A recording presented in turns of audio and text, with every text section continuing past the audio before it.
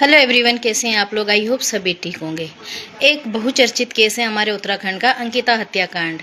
उसमें कुछ समय पहले एक महिला ने, जो खुद को एक्ट्रेस बताती है, उसने कुछ ऑडियो वायरल करी थी। कहा कि मेरे पति की ऑडियो है और मेरा पति जो है ऐसा है वैसा है, काफ़ी चीज़ें कह करके एक ऑडियो वायरल करी। ऑडियो में कहा कि ये किसी वीआईपी के लिए कह रहे हैं कि ये वहाँ पर जहाँ अंकिता हत्याकांड हुआ था वहाँ पर जाने वाला था। ऐसी कुछ बातें उनकी वायरल हुई।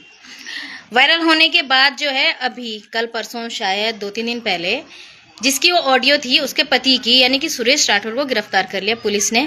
और जो न्यूज़ में मैंने देखा उसमें ये लिखा था कि उनके खिलाफ काफ़ी एविडेंसेस मिले हैं, इस वजह से उसे गिरफ्तार किया गया है। देखिए, तो अपनी इन्वेस्टिगेशन होती है पुलिस की और सीबीआई की, जो अगर उनको किसी के खिलाफ कोई भी एविडेंस मिलता है तो वो व्यक्ति गिरफ्तार होता है। और भी बहुत सारी चीज़ें लिखी हैं उसमें, वो शायद आप लोगों ने देख ही लिया होगा। मैं पहले से इस मुद्दे पर और इस मामले में कहती हुई आई हूँ।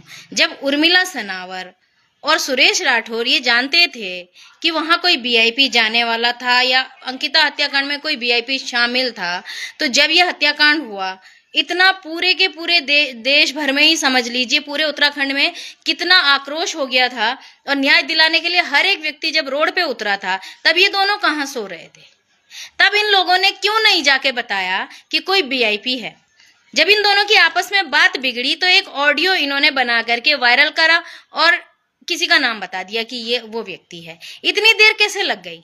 भाई सीधी बात है ना, आप थोड़ी मानवता का तो धर्म निभाते दोनों मिलकर। दोनों पति पत्नी निभा सकते थे, चलो पति नहीं निभा रहा, पत्नी निभा देती तभी। लेकिन जब इनकी आपस में नहीं बनी तो इन्होंने वो ऑडियो वायरल करी।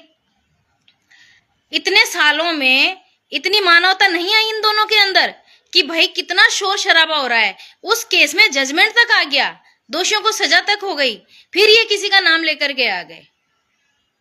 अब देखो, मैं इन सब चीजों में सिर्फ इतना ही कहना चाहती हूँ कि भाई देखिए, अगर आप किसी पर आरोप लगाते हैं तो उसको सही साबित करने का, उसमें सबूत पेश करने का भार भी आप ही के ऊपर होता है और ये कानून कहता है। और अगर आप किसी पे झूठा आरोप लगाते हैं, झूठ झूठ कहते हैं कि इस व्यक्ति ने मेरे साथ ये कर दिया, आप झूठे हो गए हैं, तो दोषी आप भी हैं। आप पे मुकदमा दर्ज हो सकता है कि आप किसी को बिना बात का बदनाम कर रहे हैं। मैं हमेशा से कहती आई हूं कि दोषी जेल के अंदर होना चाहिए, फिर न्याय चाहे किसी के लिए भी क्यों ना हो। ऐसा नहीं है कि अंकिता भंडारी है तो उसको स्पेशल न्याय मिलना चाहिए। हर पीड़ित को बराबर का न्याय मिलना चाहिए और कानून सबके लिए बराबर है और दोषी को बराबर सजा होनी चाहिए, चाहे किसी भी केस में हो। मैं हर बार यही बात कहती हूँ, मैं हर बार यही कहती हूँ कि भाई हत्या होती है, फिर चाहे वो बेटे की हो, चाहे बेटी की हो, चाहे किसी की भी हो। और न्याय के लिए अगर आप जानते हैं तो आप दोनों पति पत्नी, जो भी आपके पास सबूत थे पुख्ता, उसको सीधा कोर्ट में जाके दे सकते थे, क्योंकि कोर्ट में विचाराधीन था केस। लेकिन जब उसमें जजमेंट आ गया, जजमेंट के बाद आप बाहर निकल के आते हो, और वो आप तब नहीं निकल के आते हो क्योंकि आपका आपस में बन नहीं रही है, इसलिए ऑडियो वायरल कर रहे हैं आप लोग। और अब उसकी कितनी सच्चाई है ये तो देखो जांच में अब पता चल जाएगा, क्योंकि जिनकी वो ऑडियो थी उनको अरेस्ट कर लिया गया है और वो सही पाया गया, क्योंकि उन्होंने वो बात कही थी। और साथ में ये भी देखा था मैंने न्यूज़ में कि उन्होंने किसी का नाम भ्रम फैलाने के लिए लिया था, ये न्यूज़ में छपा है।